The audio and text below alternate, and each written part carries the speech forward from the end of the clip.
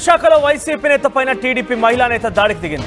YCP నేత నరేంద్రను చెప్పుతో కొట్టింది సదరు మహిళా నేత. టీడీపీ మహిళా విభాగం అధ్యక్షురాలు అనంతలక్ష్మి ఈ దాడికి పాల్పడింది. అక్కిరెడ్డిపాలెంలో ఫైనాన్స్ వ్యాపారం చేస్తున్నాడు నరేంద్ర అనే వ్యక్తి. అయితే ఆర్టీసీలో ఉద్యోగాల పేరుతో నిరుద్యోగుల నుంచి 40 లక్షల రూపాయలు తీసుకొని మోసం చేశాడంటూ నరేంద్ర పైన అనంతలక్ష్మి కేసు వేసింది. అయితే కేసు విషయంలో నరేంద్రని స్టేషన్కి పిలిపించారు పోలీసులు.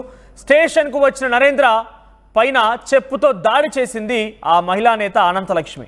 సీసీటీవీలో ఈ దృశ్యాలు రికార్డ్ అయ్యాయి. అయితే దాడి ఆధారితంగా ఈ దృశ్యాల ఆధారితంగా అనంతలక్ష్మి పైన కూడా కేసు నమోదైంది. ఇక్కడ మీరు చూస్తున్న ఆర్టీవీ స్క్రీన్ పైన మీకు ఎగ్జాక్ట్గా అక్కడ as per community guide lines మీకు డైరెక్ట్గా దృశ్యాలను చూపించలేకపోతున్నాం, అందుకే అక్కడ మీకు బ్లర్ వేసాము.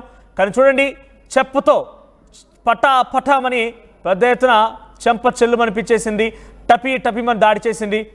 సో వచ్చి రాగానే అలా పోలీస్ స్టేషన్లోకి వచ్చిందో లేదో అప్పటికే సదరు పోలీస్ ఆఫీసర్ అక్కడ ఆయన్ని కూర్చోబెట్టి మాట్లాడుతున్నాడు నరేంద్రతో.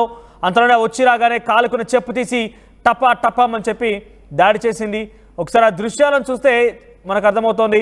ఇక్కడ ఫోటోలో కనబడుతుంది కదా, ఎస్ నారా చంద్రబాబుతో నారా లోకేష్తో ఇక్కడ ఫోటోలో కనిపించే ఆవిడ అనంతలక్ష్మి. సో టీడీపీ మహిళా విభాగానికి సంబంధించినటువంటి అధ్యక్షురాలుగా తెలుస్తోంది, మహిళా నేతగా తెలుస్తోంది. సో విశాఖలో ఈ దాడి ఒక్కసారిగా కలకలం రేపుతోంది.